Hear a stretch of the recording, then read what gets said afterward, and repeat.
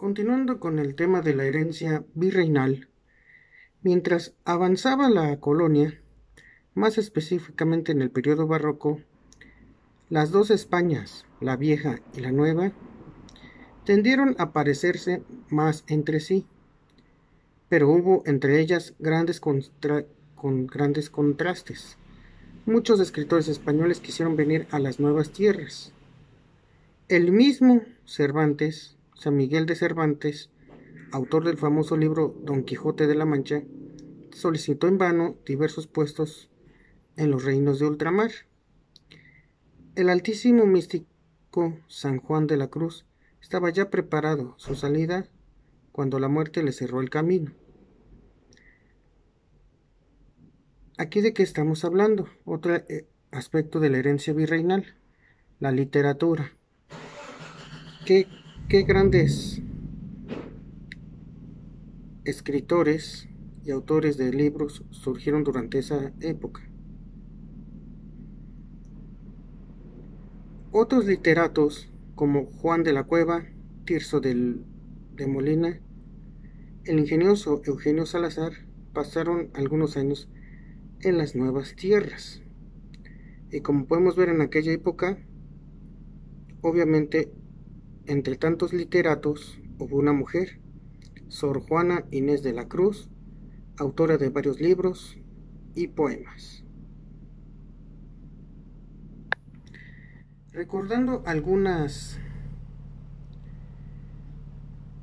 escuelas fundadas en la época colonial, en 1783 se fundó la Real Academia de San Carlos de las Nobles Artes, a la que ingresaron personas nacidas en la Nueva España, muchas con ascendencia española de varias generaciones atrás.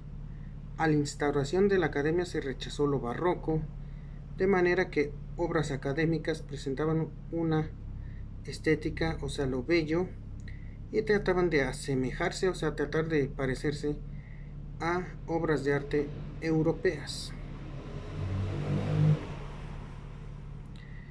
En cuanto a otro aspecto que nos heredaron de esa época fue la religión.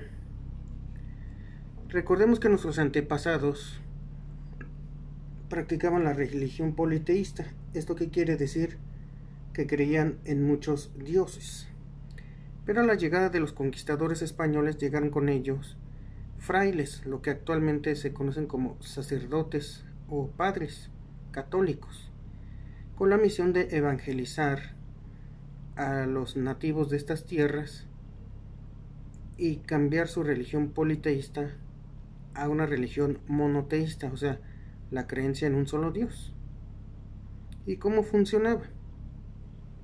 Así dice: en España y sus colonias de ultramar, o sea, en otras partes del mundo, se estableció una iglesia patronal al anteponer Felipe II, que era el rey de España, los derechos reales y los decretos conciliares, y reservarse los nombramientos eclesiásticos, o sea, las máximas autoridades de la Iglesia Católica. Otro aspecto heredado dentro de la misma religión traída por los españoles fue el culto a la famosa Virgen de Guadalupe. En la Nueva España se liga íntimamente con una original tradición indígena y criolla. Con el paso de los años se convertiría en un símbolo identitario y se le asociaría con un proceso de, sabemos también que se convirtió en nacionalismo criollo, pero su triunfo definitivo fue en el siglo XVIII y no se le dio forma casual o fortuita, o sea, hasta muchos años después. Como conclusión dentro de lo que es la religión, el desarrollo de la iglesia durante la colonia fue y es muy importante. Por un lado, logra evangelizar y someter a través de los diezmos, que eran los pagos que se daban a los templos, son una décima parte de lo que una persona trabajaba. A los indígenas de este país, por otro lado, fue la principal institución con un poder económico y político, tal que controló las 2/3 partes del territorio nacional y fue el principal obstáculo para que nuestro país obtuviera su independencia. En cuanto a la educación, este aspecto, que hasta la fecha hay colegios dirigidos por sacerdotes y autoridades religiosas, en esta época la educación quedó en manos de los primeros misioneros, o sea, los sacerdotes, que también se dedicaban a evangelizar.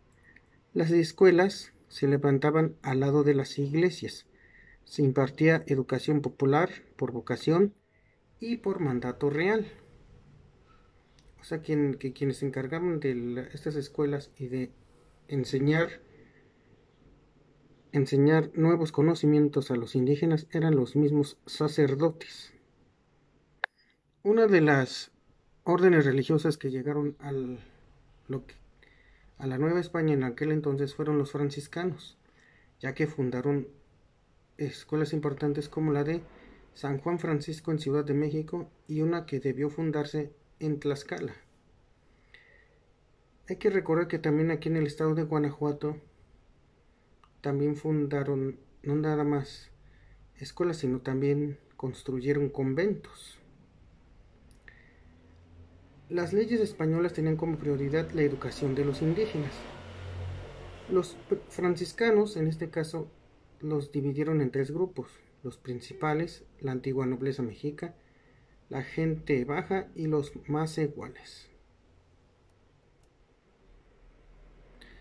El plan de estudios consistía en la educación elemental y secundaria, como la enseñanza de la lectura y escritura del idioma español y la doctrina cristiana.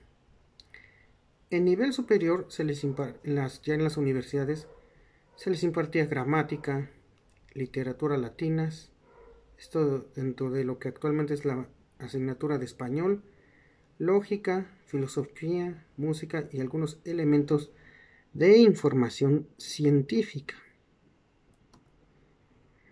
Para concluir con este tema de la herencia virreinal, podemos tomar como conclusión que la cultura de la Nueva España no se puede congregar en un solo estilo, pues estuvo influenciada por varias culturas, ya que, como bien se sabe, era una colonia a la cual trajeron diferentes hombres para vivirla y trabarla, entre ellos africanos, asiáticos, peninsulares, obviamente los españoles, a los cuales sucedieron una serie de castas. Como pudimos observar en esta presentación, la cultura no fue únicamente una enseñanza de los españoles, pues a pesar de imponer su religión, permitieron que muchas de las tradiciones de los indígenas no se perdieran, y que de hecho muchas de esas tradiciones se mantienen hasta la fecha, pues vieron en ellas algo puro y diferente. O sea que al llegar a lo que hoy conocemos como México, los españoles no nada más se impresionaron por la forma de vida que llevaban nuestros antepasados, sino por la gran arquitectura y la forma que tenían las ciudades, que hasta incluso las llegaron a comparar con ciudades antiguas de Europa. En esta época hubo gran impulso a la educación y el arte, además de una sorprendente actitud asertiva por parte de los indígenas por aprender los conocimientos traídos por los europeos. Esto fue uno de los principales precursores para que los españoles bajaran la guardia y dejaran de que conquista se volviera más un intercambio en el que tanto ellos como los indígenas se vieron sorprendidos por la creación de una nueva cultura en la que los dos territorios, la Nueva y Vieja España, subsistían. Como acabamos de ver en este video, podemos comprobar que México es un país pluricultural. ¿Esto qué quiere decir? que, que en muchos lugares de nuestro país se conservan tradiciones de nuestros antepasados, pero a la vez también algunas tradiciones y costumbres que trajeron consigo los españoles. Y eso nos hace un país pluricultural y aparte nos hace únicos ante el mundo. Es por eso que debemos valorar